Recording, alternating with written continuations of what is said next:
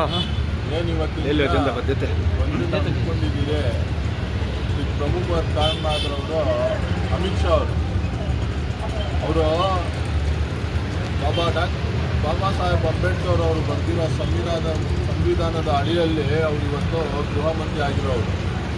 ಅವರು ಸದನದಲ್ಲಿ ನಿಂತ್ಕೊಂಡು ಬಾಬಾ ಸಾಹೇಬ್ ಅಂಬೇಡ್ಕರ್ ಅವ್ರ ಬಗ್ಗೆ ಕಾಮಿಡಿ ಮಾಡ್ತಾರಲ್ಲ, ಅವ್ರಿಗೆ ನಾಚಿಕೆ ಮಾನ ಮರ್ಯಾದೆ ಅನ್ನೋದು ಏನಾಗ್ತಾ ಇದೆಯಾ?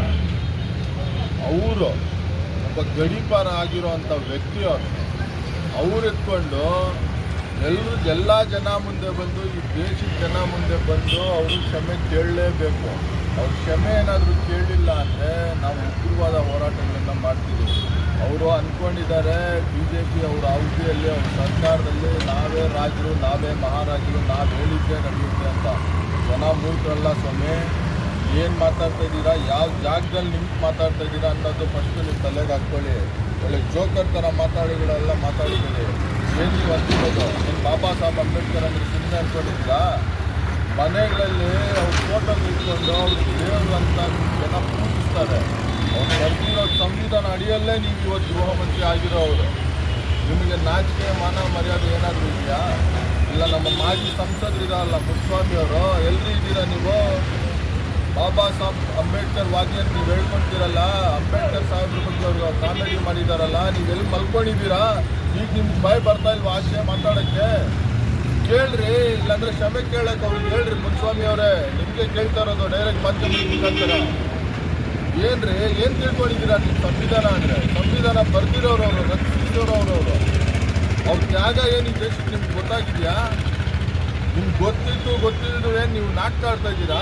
ನಿಮಗೆ ಓಟ್ ಬೇಕಂದ್ರೆ ಬಾಬಾ ಸಾಹೇಬ್ ಅಂಬೇಡ್ಕರ್ ವಾದಿಗಳು ನಿಮಗೆ ಬೇಕು. ಇಲ್ಲಾಂದ್ರೆ ಸದನದಲ್ಲಿ ನಿಂತ್ಕೊಂಡು ಅವ್ರ ಬಗ್ಗೆ ಏನಾದರೂ ಅದು ಹೇಳ್ತೀರಾ? ನಿಮಗೆ ಎಚ್ಚರಿಕೆ, ನೀವೇನಾದರೂ ಕ್ಷಮೆ ಕೇಳಿಲ್ಲ ಅಂದರೆ ಇದೇ ಕೋಲಾರಿಂದ, ಇದೇ ದಲಿತರಾಗಿರಲಿ, ಮುಸಲ್ಮಾನ್ ಬಾಂಧವರಾಗಿರಲಿ, ಅಹಿಂದ ನಾಯಕರಾಗಿರಲಿ, ಅಹಿಂದ ಜನರಾಗಿರಲಿ, ಇಲ್ಲಿಂದ ದಿಲ್ಲಿ ಒಂದು ಬಂದು ಸದನಕ್ಕೆ ಮುಚ್ಚಳಿಕೆ ಆಗಬೇಕಾಗುತ್ತೆ. ಇದು ಎಚ್ಚರಿಕೆಯಲ್ಲಿ ಹೇಳ್ತಾ ನನ್ನ ಮಾತು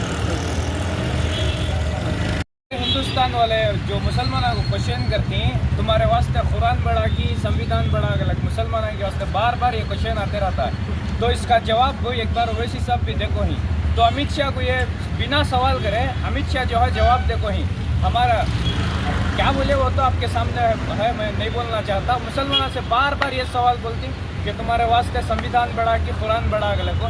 एक बार ये सवाल ओवैसी साहब को पूछे तो उन्होंने क्या जवाब दिया? हमें कौन तो हदत बोल सकते थे हमारे वास्ते कुरान बड़ा गलत है, लेकिन उन्होंने वैसा नहीं बोला। हमारे वास्ते मैं सबसे पहले संविधान को मानता हूँ कि वो अगर तो कॉन्स्टिट्यूशन हम ना